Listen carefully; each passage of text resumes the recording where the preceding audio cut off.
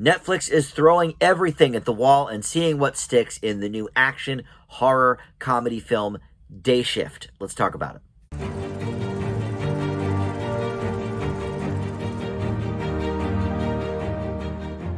Hey guys, Dan here. This is Dan Reviews It. Welcome to my spoiler-free review for the new Netflix film Day Shift. This features performances from Jamie Foxx, Dave Franco, Snoop Dogg, Megan Good, and a few others you may recognize as well. It is streaming right now on Netflix. But first, I want to welcome you in to Dan Reviews It. Thank you for finding this video and my channel. We just hit 1,000 subscribers on the channel, so very, very exciting. I would love to add you to that total. So if you are not one of my subscribers already, please consider doing that or commenting down below there about this movie or anything else that's on your mind, or like this video. All that does help the channel out. So let's get into this movie. The basic premise is that Jamie Foxx, well, it's a vampire movie. That's sort of the horror part of it. But Jamie Foxx plays this guy, Bud, who works, as far as his family knows, as a pool cleaner.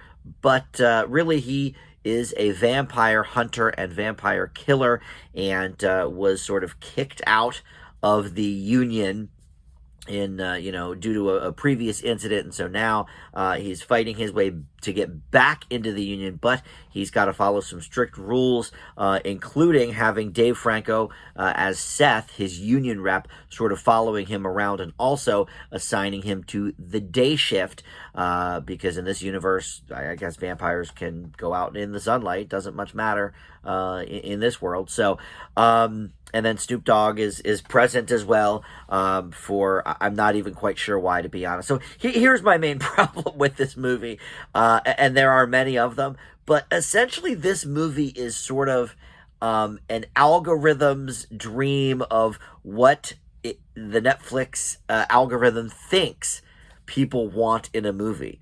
Oh, vampires are still hot. Let's throw vampires in. Oh, buddy cop comedy stuff. Okay, cool. That's funny.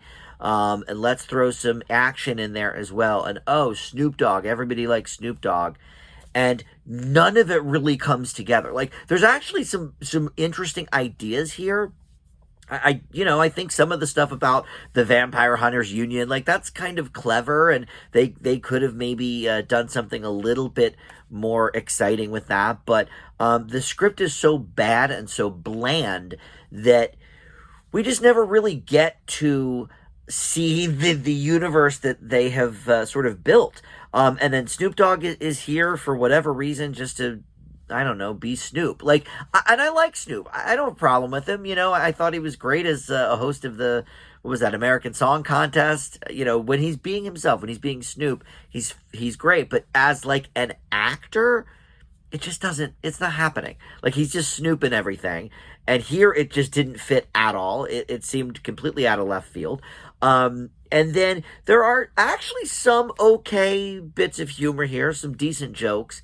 Mostly from the Dave Franco character, actually. But there is zero chemistry between Jamie Foxx and Dave Franco. And I think they are both very talented in their own ways, in their own rights. Jamie Foxx obviously is much more versatile actor. We've seen him do drama and comedy and some action along the way. And obviously he's a great singer as well. Dave Franco, I think, sticks a little more in the comedy lane. And so that's why, obviously, they've hired him for this movie. And he gets probably the best lines in the movie. But I never got the sense. I get that the plot is the Jamie Foxx character, Bud, doesn't really want to be working with Seth, and he's maybe a little more of a burden, and what I get that. But we've seen just this year, just this past month or so, we've seen, bits of other films that have done this way better. Brad Pitt and Bullet Train, and Netflix's own, they've had a few recently as well where, like The Adam Project or Red Notice, or, they've had a lot that it has worked in. And none of these movies are necessarily like home runs either. But this is more akin to like the Hitman's Bodyguard movies, where Ryan Reynolds again.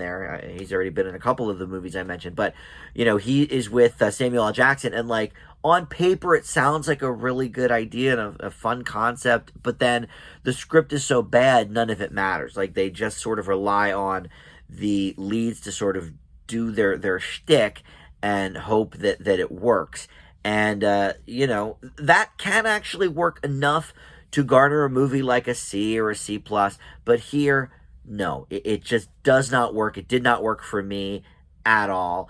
I will say that a few of the action sequences are choreographed all right, and there's some fun there. But again, I've seen this just this year alone in so many other Netflix movies done better than this.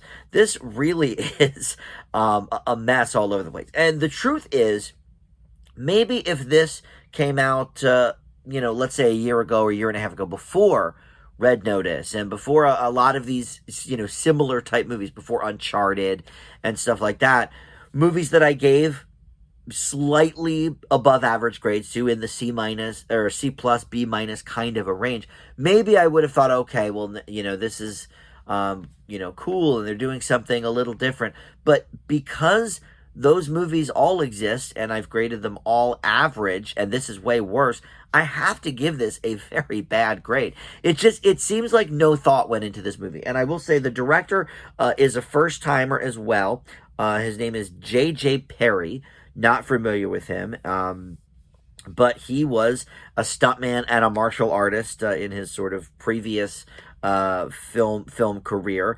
And again, we just saw that a couple of weeks ago with the Brad Pitt movie Bullet Train. It was directed by Brad Pitt's former stuntman, and that was so much more exciting than this, so much more engaging, funnier, everything that this movie wanted to be. That movie, multiplied it.